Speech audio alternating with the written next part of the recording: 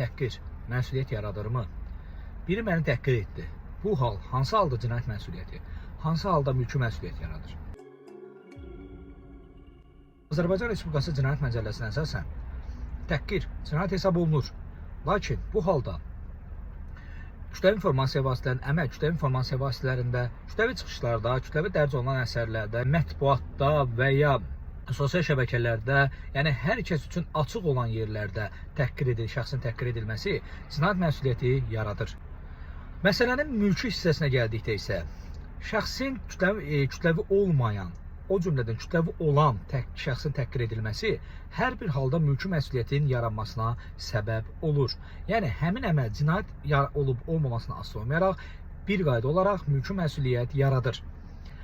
Cinayətlə bağlı onu deməliyəm ki, şəxs təhqir edildikdə bu barədə xüsusi tam qaydasında məhkəməyə müraciət edərək qarşı tərəfin cinayət məsuliyyətinə cəlb olunmasını məhkəmədən xahiş edə bilər.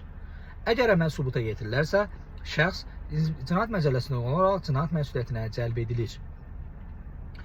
Mülki məsuliyyət hissəsində isə Azərbaycan Respublikası Mülki Prosessual Məcəllələrinin tələblərinə müvafiq olaraq şəxs iddia icraatı qaydasında məhkəməyə müraciət etməli və ona dəymiş zərərin ödənilməsi, mənəvi zərərin ödənilməsini tələb edə bilər.